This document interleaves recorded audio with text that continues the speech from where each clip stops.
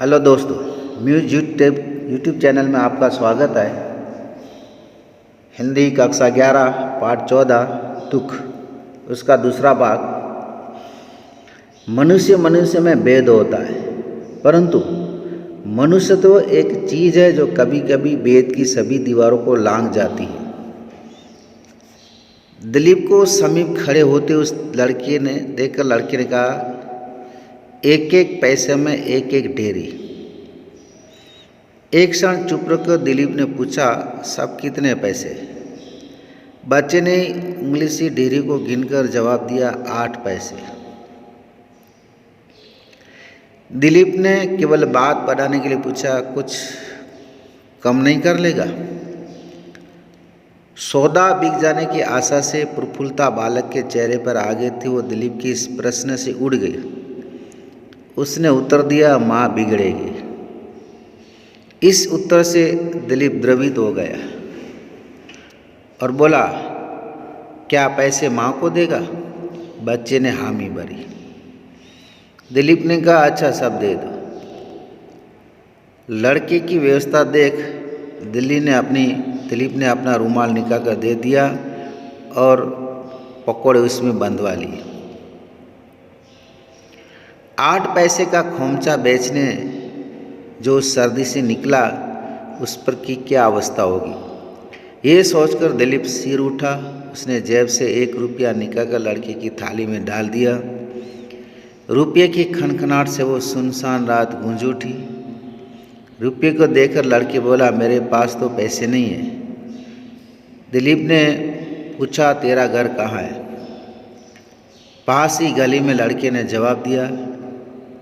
दिलीप मन में उसका घर देखने का कुतूहल जाग उठा। बोला, चलो मुझे भी उधर ही जाना है, रास्ते में तुम्हारे घर से पैसे ले लूँगा।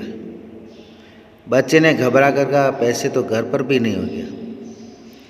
दिलीप सुनकर सिर उठा पर उत्तर दिया, हो गए, तुम चलो। लड़का खाली थाली को छाती से चिमटा आगे आगे चला और इसके पीछे बाइसिकल थामे दिलीप ने पूछा, तेरा बाप क्या करता है? लड़के ने उत्तर दिया, बाप मर गया है। दिलीप चुप हो गया। कुछ और दूर जा उसने पूछा, तुम्हारी माँ क्या करती है? लड़के ने उत्तर दिया, माँ एक बाबू के यहाँ चौका बर्तन करती है, अब बाबू ने हटा दिया। दिलीप ने पूछा, क्यों हटा दिया बाबू ने? लड़के ने जवाब दिया, माँ 250 रुपया महीना लेती थी। जब की माँ ने बाबू सिकाओ को 200 रुपये में सब काम कर दी, इसलिए बाबू की घरवाली ने माँ को हटाकर जगतू की माँ को रख लिया। दिलीप फिर चुप हो गया। लड़का नंगे पैर गली के कीचड़ में छप छप करता जा रहा था। दिलीप को कीचड़ से बचकर चलने में असुविधा हो रही थी। लड़के की चाल की गति को कम करने के लिए दिलीप ने फिर प्रश्न किया, तुम्हें जाड़ा नहीं मालूम होता? लड़के ने शरीर की गर्मी करने के लिए चाल को और तेज करते उत्तर दिया, नहीं। दिलीप ने फिर प्रश्न किया, जगतू की माँ क्या करती थी? लड़के ने कहा कि जगतू की माँ स्कूल में लड़कियों को घर से बुला लाती थी। स्कूल वालों ने लड़की को घर से ले जाने के लिए मोटर रख ली है और उसे निकाल दिया। गली के मुख पर कमेटी की बिजली का लैंप जल रहा था। ऊपर की मंजिल की खिड़कियों से भी गली में कुछ प्रकाश पड़ रहा था। उससे गली की कीचड़ चमककर किसी कदर मार्ग दिखाई दे रहा था। संकड़ी गली में एक बड़ी खिड़की के आकार का दरवाज़ा खुला था। उसका धुंधला लाल सा प्रकाश सामने पुरानी ईंटों की दीवार पर पड़ रहा था। इसी दरवाजे में लड़का चला गया। दिलीप ने झांक कर देखा। मुश्किल से आदमी के कद की ऊंचाई की कोठरी में, जैसे प्रायः शहरों में ईंधन रखने के लिए बनी रहती है, धुआं उगलती मिट्टी के तेल की डिबरी अपना धुंधला लाल प्रकाश फैला रही थी। एक छोटी चारपाई जैसे कि श्राद्ध में महाब्राह्मणों को दान दी जाती है, काली दीवार के सहारे खड़ी थी। उसकी पाय से दो एक मैले कपड़े लटक रहे थे। एक क्षीणकाय अधेड़ उम्र की स्त्री मैली सी धोती में शरीर लपेटे बैठी थी। बेटे को देख स्त्री ने पूछा, सौदा बिका बेटा? लड़के ने उत्तर दिया, हाँ माँ। और रुपया माँ के हाथ में देकर कहा कि बाकी के पैसे बाबू को देने हैं। रुपया हाथ में ले माँ ने विस्मय से पूछा, कौन बाबू बेटा? बच्चे ने उत्साह से कहा कि बाईसाइकिल वाले बाबू ने सब सौदा ले लिया है, इसके पास छूटे पैसे नहीं थे, बाबू गली में खड़ा है। घबरा कर बोली माँ बोली, रुपये के पैसे कहाँ से मिलेंगे बच्चा? सिर के कपड़े को संभाल दिलीप को सुनाने की अभिप्राय से माँ ने कहा, बेटा रुपया बाबूजी को लौटाकर घर का पता पूछ ले, पैसे कल ले आना। लड़का रुपया दिलीप को लौटाने आया। दिलीप ने ऊंचे स्वर में, ताकि माँ सुन लेगा, रहने दो रुपया, कोई परवाह नहीं, फिर आ जाएगा।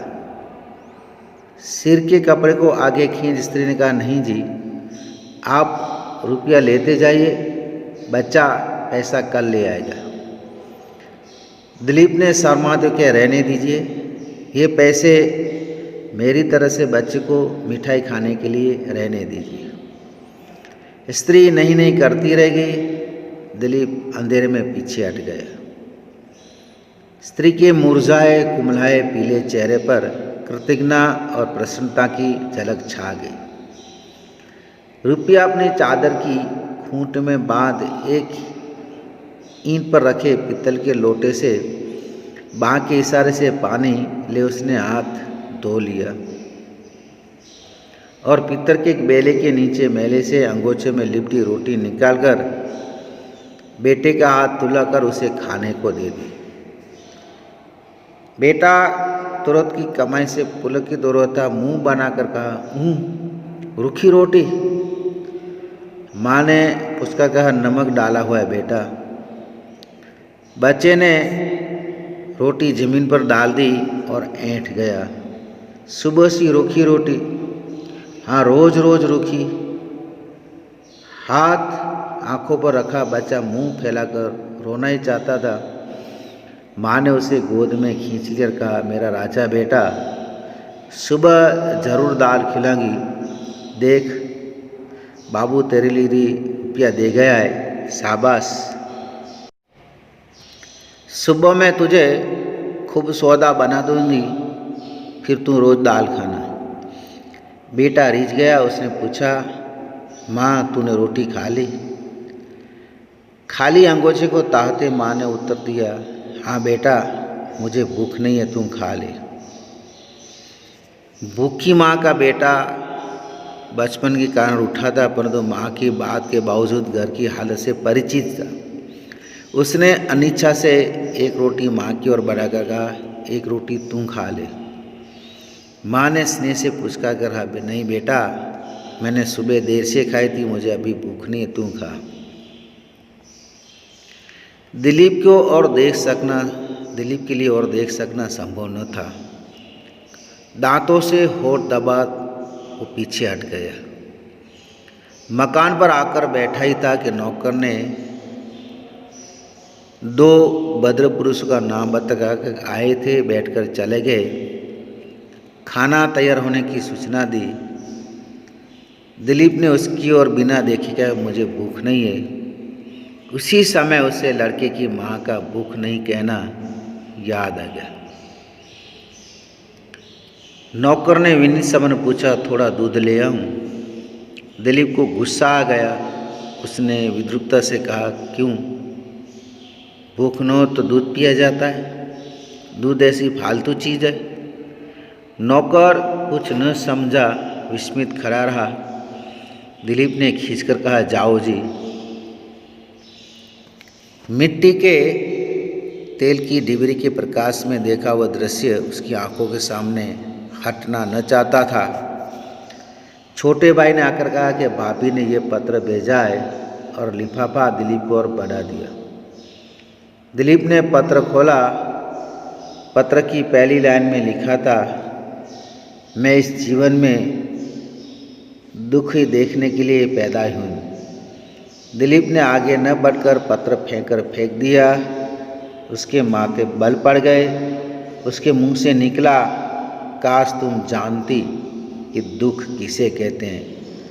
तुम्हारा ये रसीला दुख तुम्हें न मिले तो जिंदगी दुभर हो जाए।